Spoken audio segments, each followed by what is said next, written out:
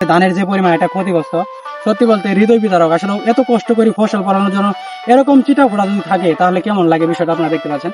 তো সারা জীবন মানুষের অসহায় মানুষের পাশে দাঁড়ালাম, আজকে নিজেরাই ক্ষতিগ্রস্ত। যাই হোক, প্রিয় দর্শক, ভালোবাসি আপনাদের, আপনার জন্য আদরণীয় শেরপুর হাসান। তো এই মুহূর্তে একটা অবশ্যই কলেজের সামনে থেকে পাচ্ছেন এই জমিগুলো কিন্তু আমাদেরই, আর কি পরিমাণ ক্ষতি হয়েছে সেই বিষয়গুলো অবশ্যই আপনার সঙ্গে শেয়ার করবো।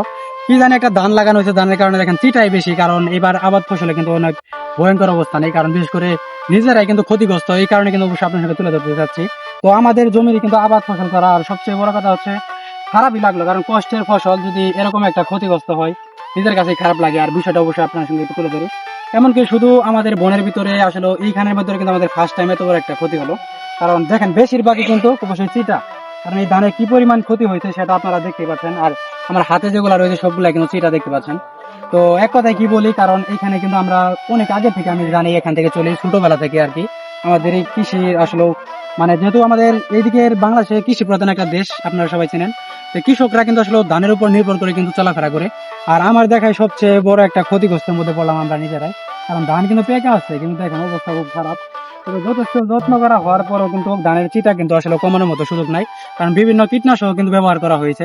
তবুও আমরা এরকম একটা বিপদগ্রস্ত মতো পড়েছি। আর এমন কৃষক আসলে বেশিরভাগ ক্ষেত্রে আসলে বিভিন্ন জায়গায় অনেক নিউজে দেখলাম যে ধানে নাকি চিটা মানে রয়েছে বেশি। আর আমি ভিডিওর মাধ্যমে একটু আপনার সঙ্গে শেয়ার করি ঘুরিয়ে, তো আমাদের সঙ্গে থাকেন। আর বিশেষ করে আমি যদি একটু ভিতরে যাই আপনার সঙ্গে একটু তুলে ধরি, কারণ দেখেন কি পরিমাণ, মানে আপনারা দেখতে পাচ্ছেন যে ধানের অবস্থা, সেটা আসলে ভিতরে যাওয়াটা অনেক কষ্টকর হয়ে যাচ্ছে। কারণ এগুলো কিন্তু আমাদের ক্ষেত আর আমাদের জমি, এই জমির কারণে কিন্তু আসলে বিশেষ করে যে পরিমাণ একটা ক্ষতিগ্রস্ত হয়েছি, সত্যি বলতে কষ্টকর অবস্থা। কারণ এরই ফার্স্ট টাইম কিন্তু এরকম একটা ক্ষতি। এর আগে তো আপনারা দেখছেন যে আমাদের শেরপুরে কিন্তু শিলাবৃষ্টি হয়ে প্রচুর ক্ষতি হয়েছে, তার সাথে অবশ্যই অন্তর্ভুক্ত রয়েছেন অনেকেই। তো বিভিন্ন জায়গা থেকে আমাদের ভিডিও দেখেন, কন্টেন্ট দেখেন, এমনকি হাওর এলাকায় কিন্তু এখন বর্তমানে কিন্তু আসলে বন্যার মতোই চলে, কারণ তারা কিন্তু অনেক কৃষকরা কিন্তু আসলে মানে ক্ষতিগ্রস্ত। কারণ বিশেষ করে আপনারা জানেন যে হাওরে কিন্তু পানি হলে কিন্তু ধান সব তলিয়ে যায়। এমনকি অনেক কৃষক রয়েছে যে ধান সব রেডি করে কিন্তু রাখছে শুকিয়ে, কিন্তু বস্তা রাখা, তবুও কিন্তু তাদের ধান ভিজে গেছে, কারণ কপালের নিয়তির একটা খেলা রয়েছে যেটা বলা চলে।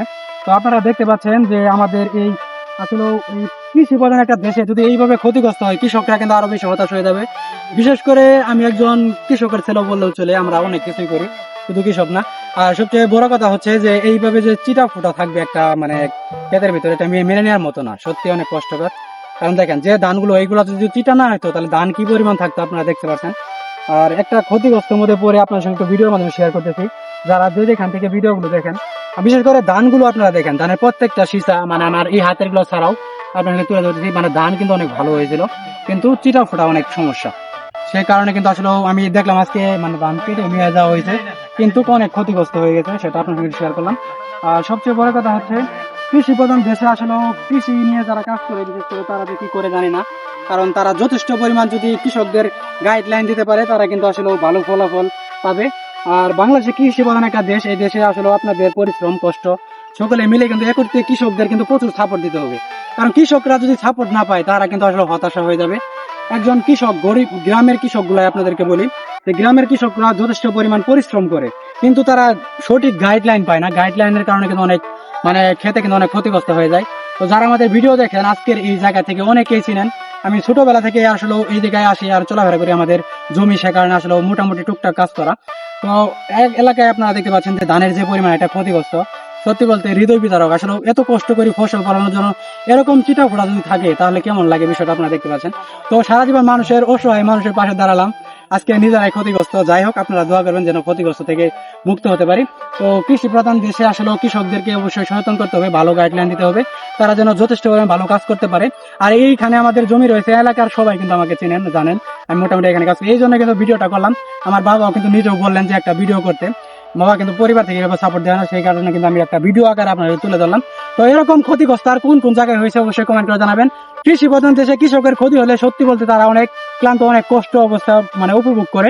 তো ভিডিওর মাধ্যমে শেয়ার করলাম, সবাই ভিডিওটা শেয়ার দিবেন প্রচুর। আর কোন কোন জায়গায় এরকম চিটার অবস্থান হয়েছে সেটা অবশ্যই কমেন্ট করে জানাবেন। তো ভালো থাকবেন, সুস্থ থাকবেন, দেখা হবে নেক্সট কোনো নতুন একটা ভিডিওতে।